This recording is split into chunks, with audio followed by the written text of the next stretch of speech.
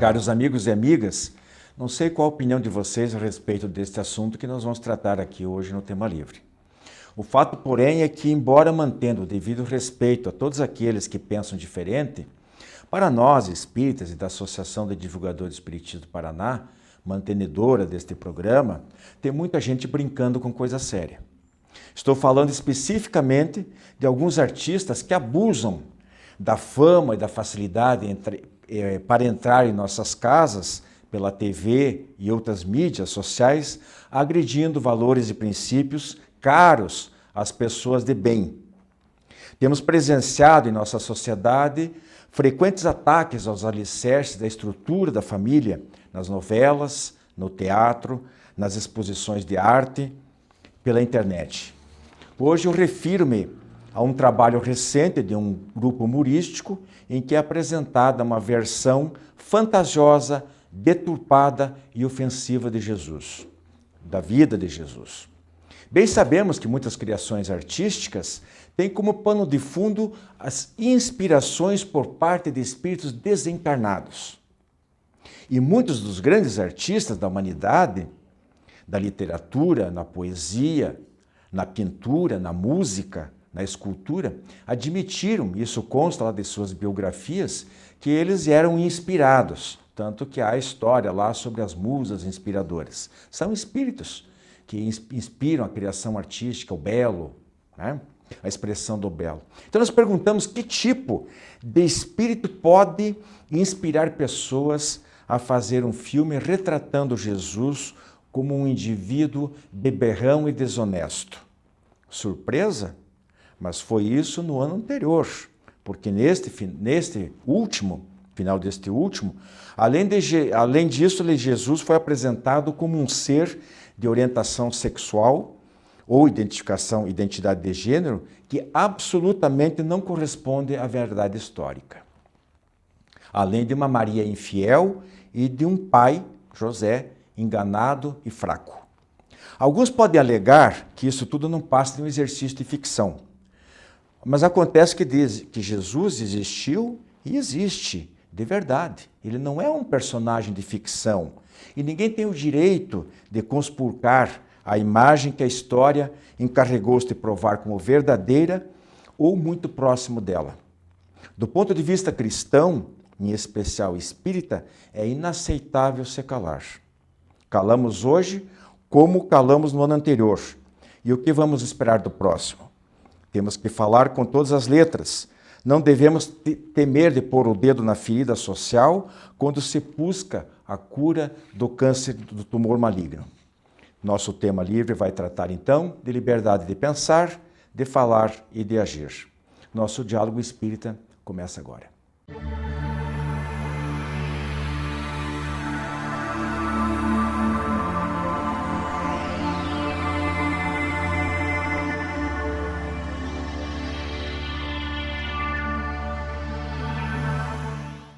Amigos, nosso tema livre de hoje vai falar sobre liberdade, segmentado entre liberdade de pensar, de falar e de agir. A gente sabe até aqui, conversando com a Andréia e com a Rose, que estão na minha companhia, de que até poderíamos fazer um programa para cada item desse, para cada tópico. Mas hoje a gente vai fazer um apanhado geral e eu gostaria de começar pela questão 833 do Livro dos Espíritos, que diz o seguinte: haverá no homem alguma coisa que escape a todo constrangimento e pela qual goze ele de absoluta liberdade? Resposta: no pensamento goza o homem de limitada liberdade, pois que não há como pôr-lhes peias, limites. Pode-se-lhe deter o voo, porém não aniquilá-lo. Bem, aí, então, já temos um posicionamento de que liberdade é absoluta, porque ninguém pode impedir os movimentos das ideias dentro da nossa cabeça, no nosso cérebro, ou da nossa mente, se olharmos o lado espiritual. Passando rapidinho para o segundo item, que seria a liberdade de falar, eu consegui aqui do livro Vinha de Luz, psicografia do Francisco Cândido Xavier e a mensagem do Espírito de Emmanuel. E eu vou ler alguns parágrafos aqui para sermos objetivos. Diz ele, falatórios.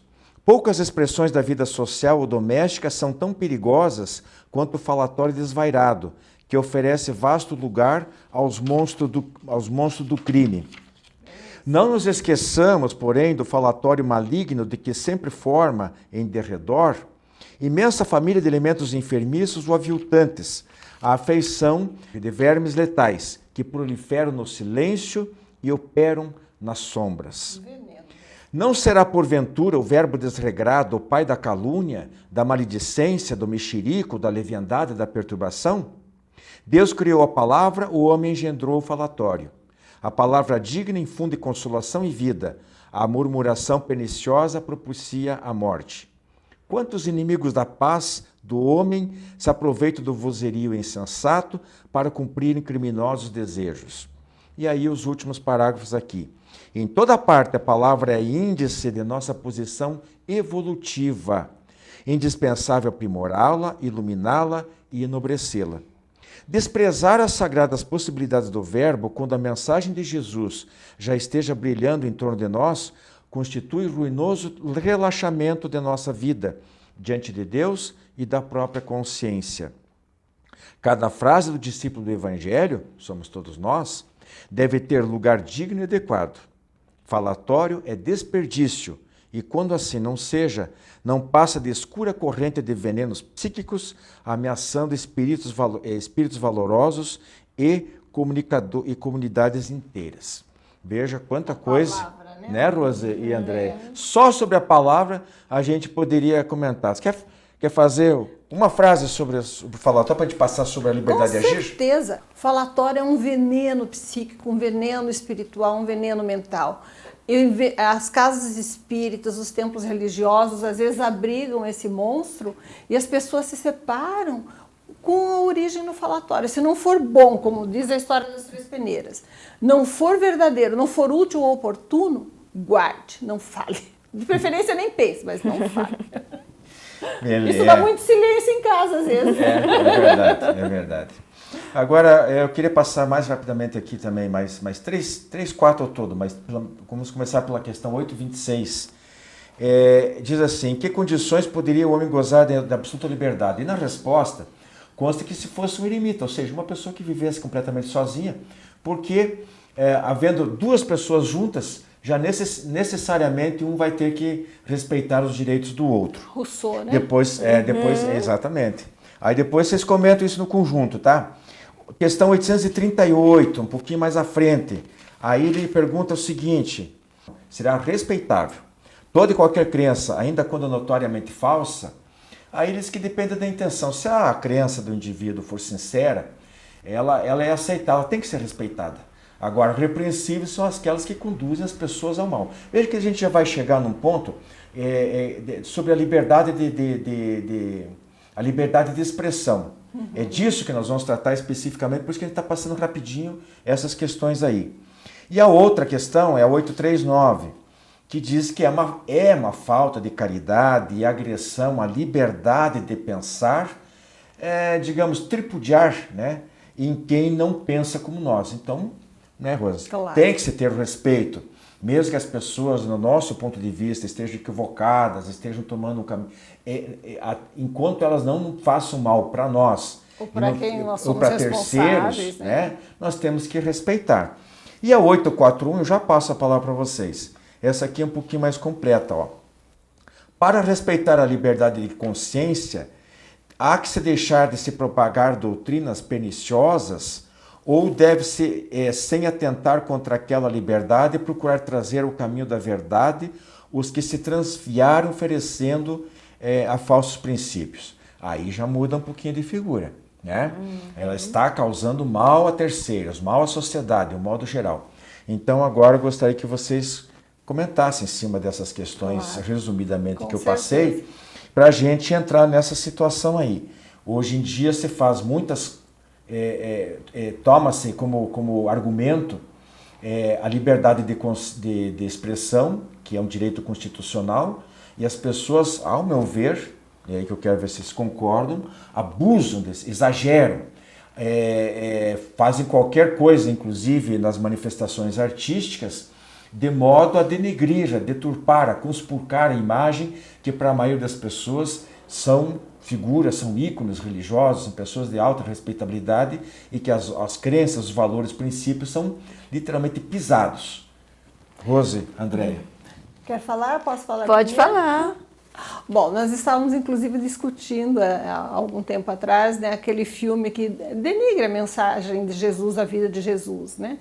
Eu faço uma distinção. Não me escandaliza o humor, mesmo chulo, mesmo baixo, que pretenda fazer de Jesus alguma coisa comum, né? Aquilo não é a vida de Jesus. Não se trata dele. E é para adultos. Eles têm que ter consciência. A pessoa que gosta daquele tipo de humor execrável, né, para mim é lixo. A pessoa que gosta daquilo vai achar de alguma forma entretenimento de acordo com o seu gosto, a condição inferior da humanidade ainda. A pessoa com o mínimo de senso estético não vai apreciar o humor chulo. O que me escandaliza são essas novelinhas açucaradas, que sob pretexto de apresentarem cenas de riqueza, de sucesso, vão infiltrando nas famílias, nas crianças, que as mães inadvertidamente, sem pensar, convidam para assistir junto porque querem ver valores morais deturpados. Porque tem uma aparência adocicada, uma aparência bonita, uma aparência de sucesso e parece bem se portar daquele modo, aparece como um modelo de conduta. Isso me preocupa e me escandaliza. O humor execrável, chulo, não. Porque o adulto que vai assistir está atraído por aquele tipo de coisa e vai buscá-la de qualquer forma.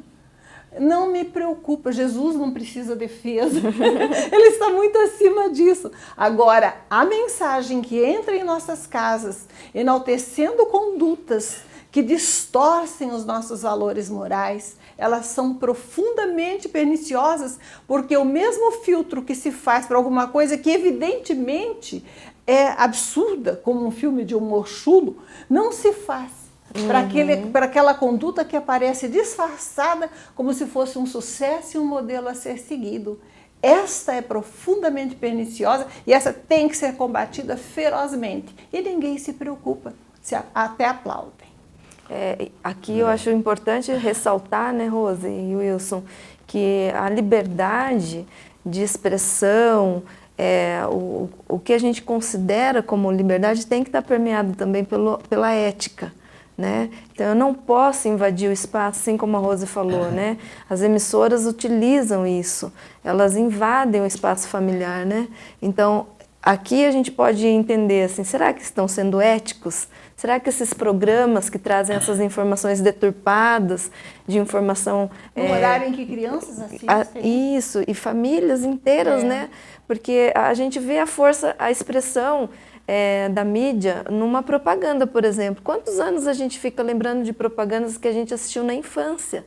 Por exemplo, o biscoito que é fresquinho porque vende mais, ou vende mais porque é fresquinho. Lembram dessa propaganda? Né? Olha... Né? Verdade. Então olha a força de uma propaganda ou de uma fala ou de uma novela, né? Que a pessoa faz o mal e se dá bem. Exatamente. Aí a gente vai entendendo um pouco mais essa questão, né? Que na verdade é comportamento moral, né? Eu não vou fazer ao outro aquilo que eu não quero que me faça. Só que estamos engatinhando ainda nessa aprendizagem, né? Todos nós.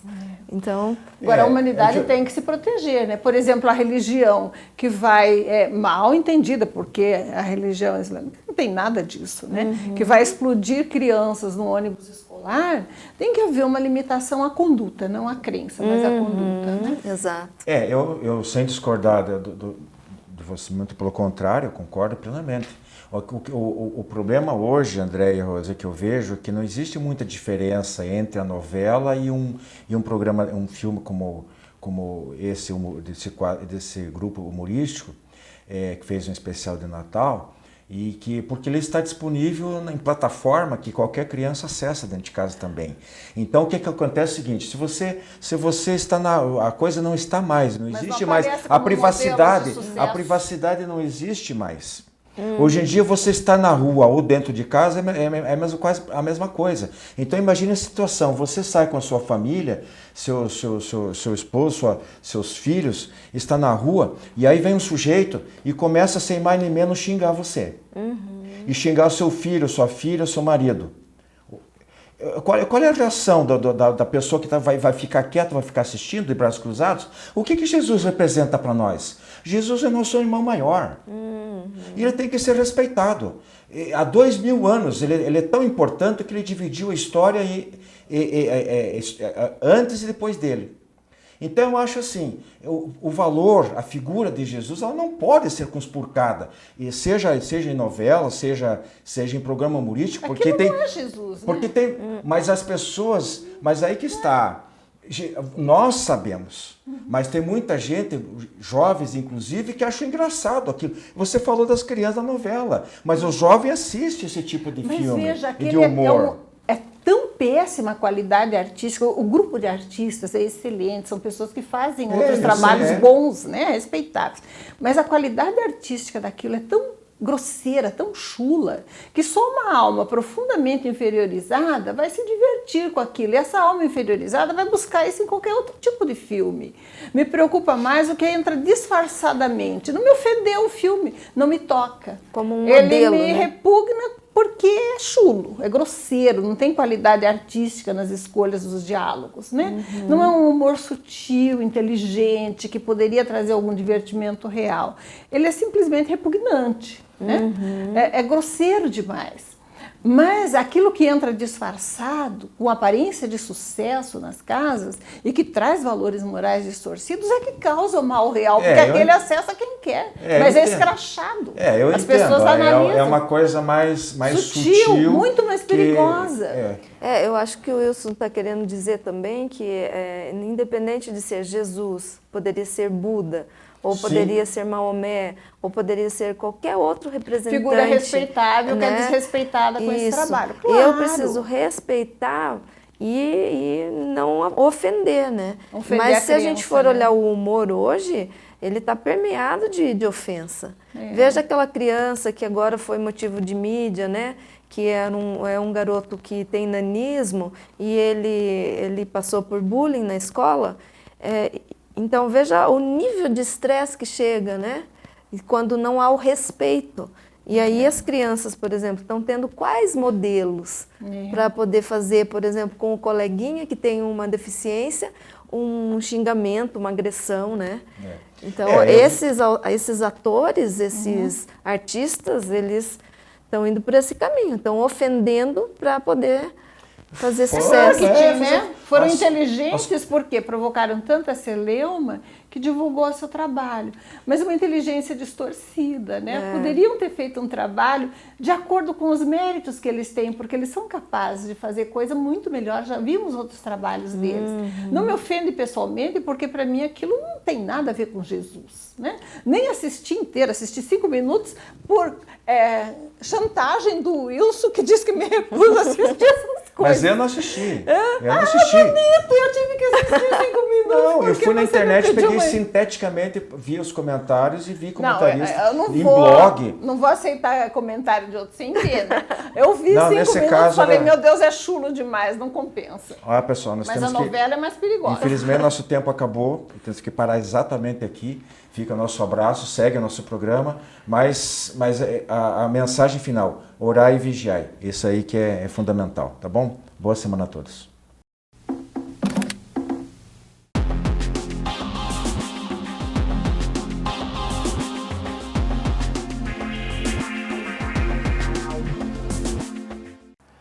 Olá, amigos do programa Diálogo Espírita. No quadro Espiritismo Responde de hoje, vamos abordar alguns questionamentos comuns dos nossos amigos, dos internautas, dos telespectadores a respeito da doutrina espírita.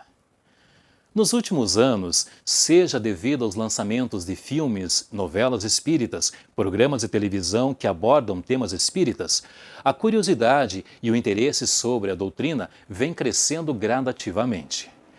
Entretanto, ainda muitas pessoas têm medo de procurar uma casa espírita por desconhecimento e até por receio, porque não conhecem praticamente nada a respeito da doutrina. Provavelmente, se você é espírita ou frequenta uma casa espírita, já ouviu de algum amigo ou um familiar umas das seguintes questões que nós iremos abordar agora no Espiritismo Responde. Talvez a mais questionada dentre elas é o que é o Espiritismo. O Espiritismo, ele é uma religião, uma ciência e uma filosofia. Os ensinamentos espíritas usam a razão para explicar questões tão amplas quanto o que somos, de onde viemos e para onde vamos.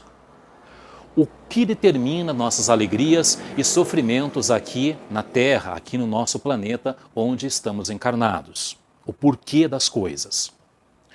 E talvez agora o cerne de toda a questão, pelo menos a doutrina espírita, o que são os espíritos? Essa é a base da doutrina. E vamos explicar da seguinte forma. Todos nós temos um corpo físico, correto? Todo mundo de acordo? Pois bem, mas nós também temos uma parte espiritual invisível ao olho, que se chama espírito. Como espíritos, nós já existíamos muito antes de encarnarmos nesse corpo físico, muito antes de nascer, e continuaremos existindo após a morte desse corpo. Quando o espírito está aqui encarnado na vida do corpo, nós o chamamos de espírito encarnado. Quando esse corpo físico, essa massa densa morre, nós o chamamos de espírito desencarnado. E aí tem uma outra abordagem que nos fazem a respeito disso. Onde ficam então esses espíritos desencarnados? Estão por toda parte. Ao invés de ficarem à toa como muitos de nós pensamos, eles têm as suas ocupações. A organização do plano espiritual é muito mais avançada e muito melhor distribuída do que a nossa aqui do plano físico. Nós aqui somos uma cópia imperfeita do que tem no plano espiritual. Já os espíritos mais próximos a nós são como nós, imperfeitos, que ainda precisam de muitas encarnações para evoluírem, para avançarem na escala da evolução. Uma outra abordagem que nos fazem é: se eu for na casa espírita, eu vou começar a ver espíritos? E a resposta é não. Você só verá espíritos ou sentirá a presença de espíritos se você tiver a faculdade mediúnica. Caso contrário, não. As reuniões, elas são como um filme de terror com barulhos estranhos, objetos voando, luzes piscando? É claro que não.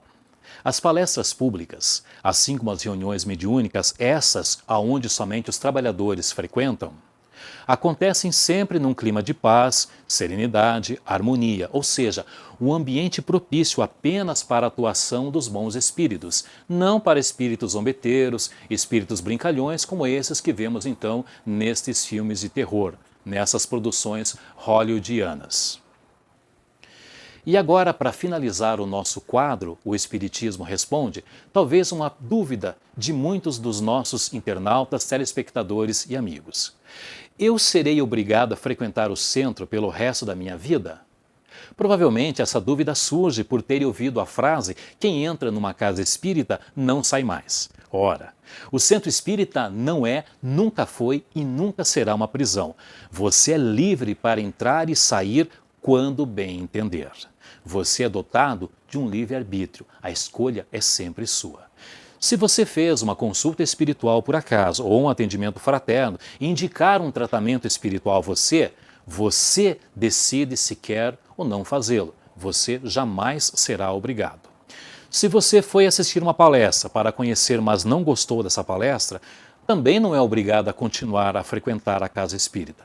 Mas já se você gostou, você pode escolher dia e horário para continuar frequentando. A escolha é e sempre será sua. Agora, se uma pessoa começou a frequentar uma casa espírita e continua até os dias de hoje, não é porque ela foi obrigada, é porque ela gostou, se identificou com a doutrina e com seus interesses, com seus ensinamentos. Por isso, continua a frequentá-la. Busque você também conhecer sobre a doutrina espírita.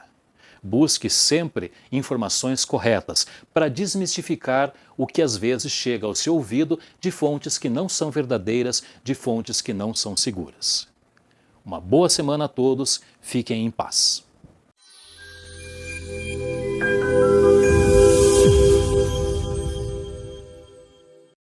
Olá, tudo bem? O capítulo 10 de O Evangelho segundo o Espiritismo traz como título Bem-aventurados os misericordiosos. Vai tratar a respeito do perdão, especificamente. Tem um item que vai falar assim, não julgueis para não serdes julgados. E também um outro item que vai falar a respeito da indulgência para com as imperfeições alheias. Então, assim como reflexão para nós, essa questão do não julgar, o Evangelho nos ensina o seguinte, que em duas ocasiões ocorre o julgamento. Ou para ridicularizar uma pessoa, colocar uma pessoa em uma situação difícil, ou para apontar um erro, para mostrar um erro. Então, essa primeira situação nunca deve acontecer, de julgar, de expor a pessoa, para colocá-la em situação vexatória. Agora, quando é para mostrar um erro de alguém, isso chega a ser um dever. Mas até nestes casos, para nós julgarmos, para nós apontarmos este erro, a pessoa, ensina-nos o Evangelho, que essa pessoa ela deve ter uma certa conduta moral, uma certa evolução moral para que possa fazer isso. A pessoa também, ela tem que prestar atenção no seguinte, que ela nunca deve ficar trazendo coisas assim de forma a ofender a outra pessoa. E apenas trazer certos conselhos. Olha, o que você fez, o que você falou, aquela tua forma de agir, não seria melhor se você fizesse assim ou assado, ao invés de ficar criticando, de apontando, de julgando a pessoa, como se um criminoso fosse. Então, trazer conselhos. E ainda assim, nos ensina o Evangelho ainda, que isso deve ser feito de forma velada. Não deve ser feito em público também, porque a pessoa também se sentiria de forma constrangida. E por que também essa questão do não julgar? Porque todos nós somos passíveis de erro. E será que nós gostaríamos que as pessoas nos apontassem o dedo por conta de um erro que cometemos? Ou por conta de um momento, às vezes, infeliz, que falássemos alguma coisa, que falamos alguma coisa, ou tivemos um gesto, um ato desagradável para determinada pessoa, e então os outros ficassem nos criticando e nos condenando, nos julgando? Será que nós gostaríamos que isso acontecesse conosco? Muito provavelmente não. Então, assim deve ser também a nossa conduta para aqueles que nos cercam, os nossos parentes, os nossos amigos, os nossos colegas de trabalho. E muitas vezes nós vemos as pessoas apontarem e julgar por coisas pequenas no nosso dia a dia. Vamos pegar um exemplo bem prático, que é o do trânsito.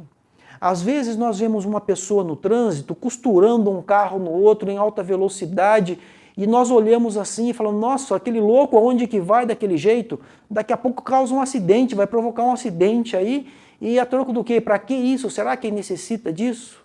Só que nós não sabemos quem é a pessoa que está no outro carro. Pode ser sim que ele esteja cometendo um ato de imprudência? Sim, pode estar cometendo um ato de imprudência. Mas e se for um médico chamado às pressas no hospital para salvar a vida de um paciente? Então, aí a situação muda. Então é interessante que sempre nos coloquemos, antes de fazer qualquer julgamento, seja o que quer que for, no lugar da outra pessoa. Por que será que aquela pessoa está agindo daquela forma? O que a levou a falar o que ela falou? O que leva essa pessoa a ter este comportamento? E se fosse eu no lugar dela? Uma outra situação é a questão das empresas. Às vezes a pessoa está lá, é o melhor colega de trabalho.